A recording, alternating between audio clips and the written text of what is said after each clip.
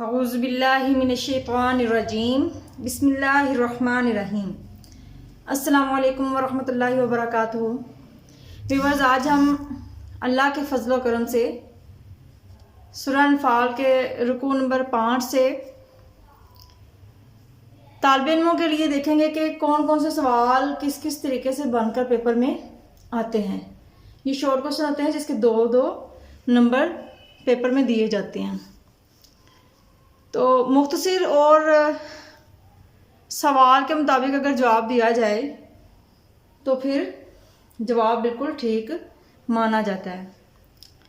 اس سے پہلے میں یہ ضرور کہوں گی سمجھانے سے پہلے کہ اگر آپ نے یہ چینل سبسکرائب نہیں کیا تو وہ سبسکرائب کر لیں، اور اگر آپ کو میری پہنچائی گی انفارمیشن اچھی لگے تو لائک کریں اور اپنے دوستوں کے ساتھ شیئر ضرور کریں تاکہ زیادہ سے زیادہ لوگ ان ویڈیوز سے فائدہ حاصل کر سکیں۔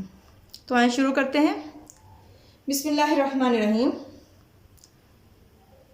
جیسا کہ آپ کو سکرین پہ نظر آ رہا ہے کہ سورۃ الانفال میں مال غنیمت کی تقسیم کی صورتحال بتائیں۔ سوالات کے مختصر جوابات دینے ہم نے۔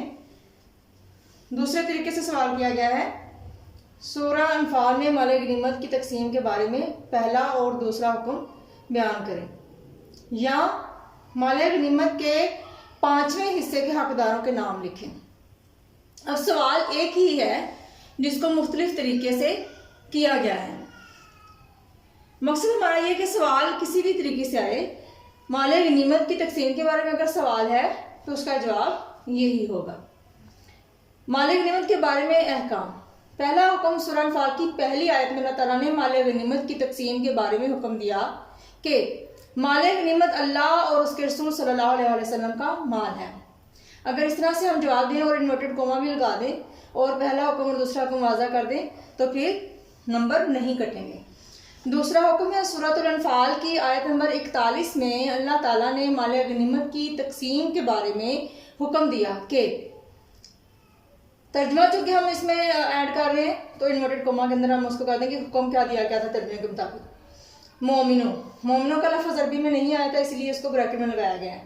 مومنوں، جان رکھو کہ جو چیز تم کفار سے غنیمت کے طور پر لاؤ، اس میں سے 5واں حصہ خدا کا اور اس کے رسول صلی اللہ علیہ وسلم کا اور اہل قرابت کا اور یتیموں کا اور محتاجوں کا اور مسافروں کا ہے۔ یہ تو ترجمے کے مطابق تھا، اس لیے اس کو انورٹڈ کوما میں لگایا گیا تھا۔ اس کے بعد آپ مزید تھوڑی سی ڈیٹیل دیں گے۔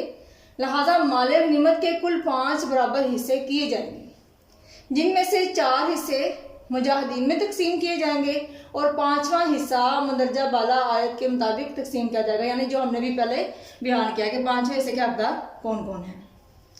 دوسرا سوال جو کہ مشق میں دیا گیا ہوا ہے، اللہ تعالیٰ نے غزوہ بدر میں مسلمانوں کی کامیابی کے لیے کس کس خصوصی انعام و احسان کا ذکر فرمایا ہے؟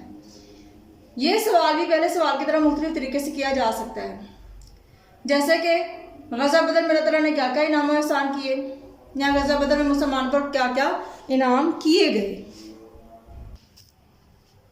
جواب ہوگا، اللہ تعالیٰ نے غزوہ بدر میں مسلمانوں کی کامیابی کے لیے مندرجہ ذیل خصوصی انعام و احسان کا ذکر فرمایا ہے۔ فرشتوں کے ذریعے مدد فرمائی، مسلمانوں کی تسکین کے لیے نیند کی چادر اڑا دی، آسمان سے بارش برسائی، مسلمانوں کو کفار کے لشکر کی تعداد کم کر کے دکھائی۔ اس کے علاوہ سوال اس طرح سے بھی آتے ہیں کہ آیت کا کچھ حصہ لکھا ہوا ہوتا ہے اور پوچھا جاتا ہے کہ اس کا مفہوم واضح کریں، جیسے کہ یہاں پہ آپ کو نظر آ رہا ہے مندرجہ ذیل عبارت کا مفہوم واضح کیجیے۔ عبارت کوئی بھی ہو سکتی ہے، کہیں سے بھی وہ آیت کا کچھ حصہ دے سکتے ہیں، جیسے کہ یہاں بھی انہوں نے دیا ہوا ہے وَقَاتِلُوهُمْ حَتَّى لَا تَكُونَ فِتْنَةٌ وَيَكُونَ الدِّينُ كُلُّهُ لِلَّهِ۔ تو ہم سب سے پہلے ترجمہ لکھیں گے، اور ان لوگوں سے لڑتے رہو یہاں تک کہ فتنہ یعنی کفر کا فساد باقی نہ رہے اور دین سب خدا ہی کا ہو جائے۔ ترجمہ لکھنے کے بعد ہم اپنے الفاظ میں اسی ترجمے کا مفہوم واضح کریں گے۔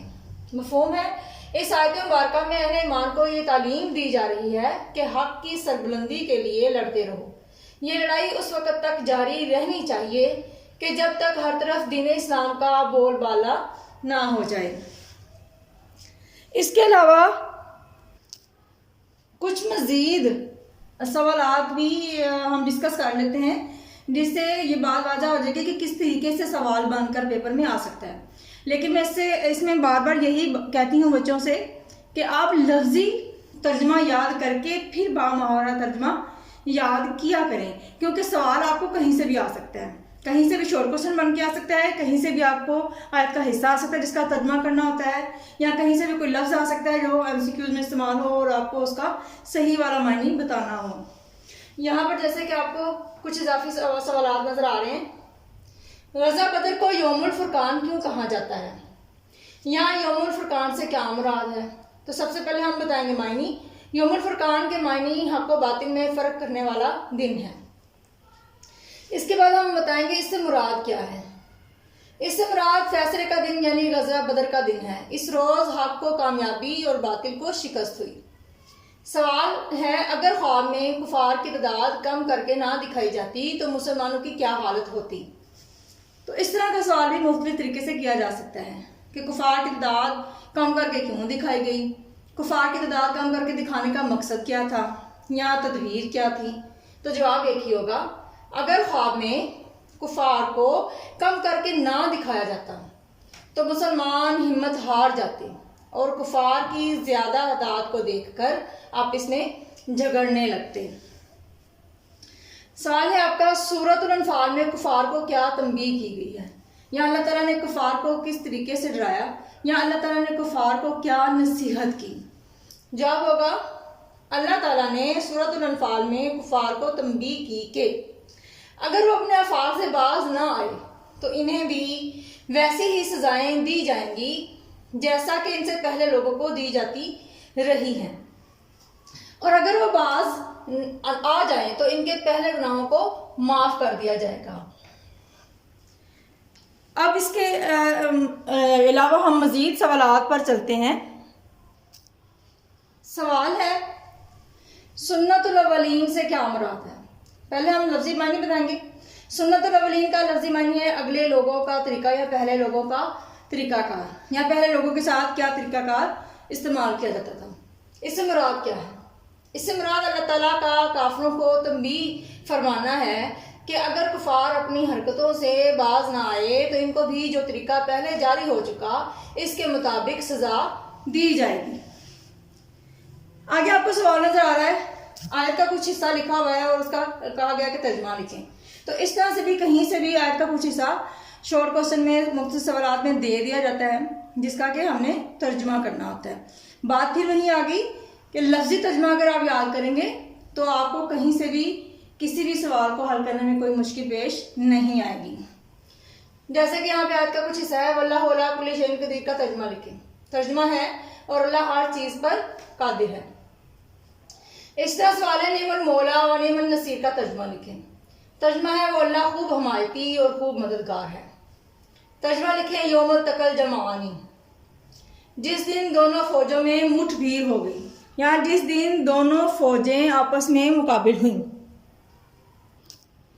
اسی طرح سوال ہے انہ علیم بذات الصدور کا ترجمہ لکھیں۔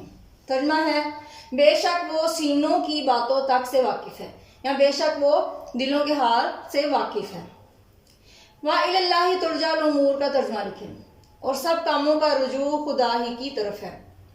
اس طرح سے سوال اس طریقے سے بھی بن کر آ سکتا ہے کہ درمیان سے دو لفظ لے لیے جائیں اور کہا جائے کہ ان کے معنی کا، جیسے کہ یہاں پہ آپ کو نظر آ رہا ہے ان ينتہوا اور ما قد سلفا کے معنی لکھیں۔